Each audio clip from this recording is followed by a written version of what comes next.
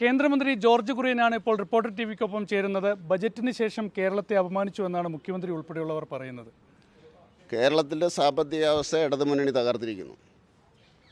ആ തകർച്ച എന്ന് പറയുന്നത് തീർച്ചയായിട്ടും കേരളത്തെ പിന്നോക്കം കൊണ്ടുപോകും. അതിന് UDF പിന്തുണ കൊടുക്കുകയാണ്.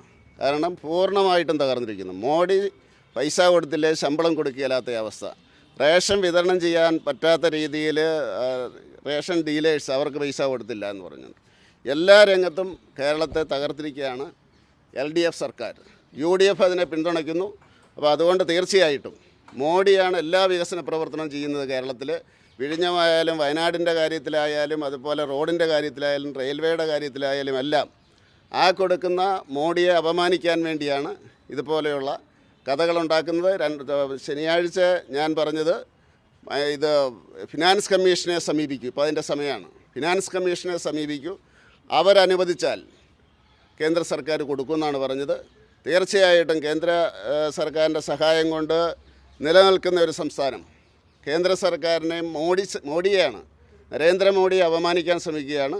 10 വർഷം കൊണ്ട് കേരളത്തെ സാമ്പത്തിക സ്ഥിതി തകർത്തിരിക്കുന്നു.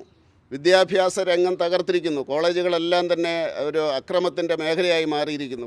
നേരത്തെ പ്രധാനമന്ത്രി കേരളത്തിൽ വന്ന് പറഞ്ഞു സൊമാലിയ എന്ന്. ഇപ്പോൾ പിന്നോക്ക സംസ്ഥാനമായി പ്രഖ്യാപിക്കണമെന്ന് പറയുന്നു. അപ്പോൾ ഇതൊരു ശരിയായ നടപടിയാണോ എന്നാണ്, പ്രസ്താവനയാണോ എന്നാണ് ചോദ്യങ്ങൾ. അല്ല, നിങ്ങൾ പിന്നോക്കം ആക്കിയാൽ എന്ത് ചെയ്യാൻ പറ്റും? കേരളത്തിലെ ഓരോ ജനങ്ങളും പറയട്ടെ, സാമ്പത്തികമായിട്ട് കേരളം തകർന്നോ? വിദ്യാഭ്യാസത്തിൻ്റെ കാര്യത്തിൽ തകർന്നോ? വിദ്യാഭ്യാസ മേഖല നിലവാരം തകർന്നിട്ടില്ല. അത് അവരുടെ പേരൻസിൻ്റെ ഗുണം കൊണ്ടാണ്. ഇവിടുത്തെ പേരൻസിനറിയാം എങ്ങനെ നിലവാരം നിലനിർത്തണമെന്നുള്ളത് അറിയാം. നിലവാരം തകർന്നോന്ന് അവിടുത്തെ DPI പറഞ്ഞാൽ കുഴപ്പമില്ല, വിദ്യാഭ്യാസ വകുപ്പ് മന്ത്രി പറഞ്ഞാൽ കുഴപ്പമില്ല. അത് കേരളത്തെ അപമാനിക്കലല്ല. കേരളം ഭരിച്ച സർക്കാരുകളുടെ കൂടി ഒരു മെച്ചമല്ലേ അത്? ഏത് തകർത്തത്? ഈ കുട്ടികൾക്ക് പേരെഴുതാൻ സാധിക്കില്ല എന്ന് പറഞ്ഞത് കേരളത്തിൻ്റെ ഗുണമാണ്. അതായത് DPI പറഞ്ഞത് ഈ കുട്ടികൾക്ക് പേരെഴുതാൻ അറിയത്തില്ലെന്ന്, സ്വന്തം പേര്. വിദ്യാഭ്യാസ മന്ത്രി അതിനെ ശരിവെച്ചു. അപ്പോൾ അത് ഞങ്ങൾ പറയില്ല.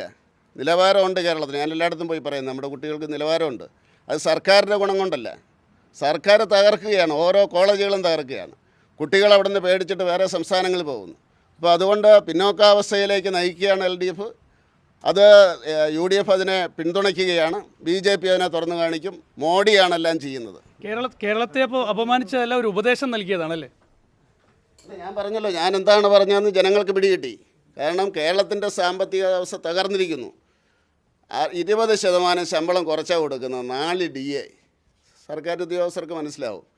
അപ്പോൾ എന്താണ് സാമ്പത്തികാവസ്ഥ? ഗോവിന്ദൻ മാഷ് പറഞ്ഞില്ലേ, ഇപ്പോൾ ശമ്പളം കിട്ടുന്നുണ്ടല്ലോ, നാളെ അതും കിട്ടുമോ ഉറപ്പില്ലെന്ന് ഗോവിന്ദൻ മാഷ് പറഞ്ഞില്ലേ? അതല്ലേ തകർച്ച? വേറെ ഏതെങ്കിലും സംസ്ഥാനത്തുണ്ടോ ഇന്ത്യയിൽ? അപ്പോൾ അതുകൊണ്ട് തുറന്നു പറയുക ഫിനാൻസ് കമ്മീഷനോട്, ഞങ്ങൾ തകർത്തു, കേരളത്തിൻ്റെ സാമ്പത്തികാവസ്ഥ തകർത്തു, അതുപോലെ തന്നെ വിദ്യാഭ്യാസ രംഗം ഞങ്ങൾ തകർത്തു, ഇൻഡസ്ട്രീസ് തകർത്തു. അത് ഈസ് ഓഫ് ഡൂയിങ് ബിസിനസ് ഫസ്റ്റായിട്ടുണ്ട്. ഇപ്പം ഞാൻ എല്ലായിടത്തും നടന്ന് പറയുന്നുണ്ട്, വരൂ എന്ന് പറയുന്നുണ്ട്. അവിടെ നമ്മുടെ CITUക്കാർ അവരല്ലേ എല്ലാ ഇൻഡസ്ട്രിയും തകർത്തത്. SFIക്കാരല്ലേ കോളേജുകൾ തകർക്കുന്നത്. അപ്പോൾ അതുകൊണ്ട് അത് തുറന്നു പറയൂ. ഫിനാൻസ് കമ്മീഷനിൽ നിന്ന് കൂടുതൽ കിട്ടും. ഏതായാലും ധനകാര്യ കമ്മീഷന് മുൻപാകെ പോയി കേരളം ഒരു കുമ്പസാരം നടത്തണം എന്നാണ് ഇപ്പോൾ ജോർജ് കുര്യൻ ആവശ്യപ്പെടുന്നത്. ക്യാമറമാൻ വിജിത്തൂർ കടവിനൊപ്പം PR സുനിൽ, ഇൻ റിപ്പോർട്ടർ, ദില്ലി.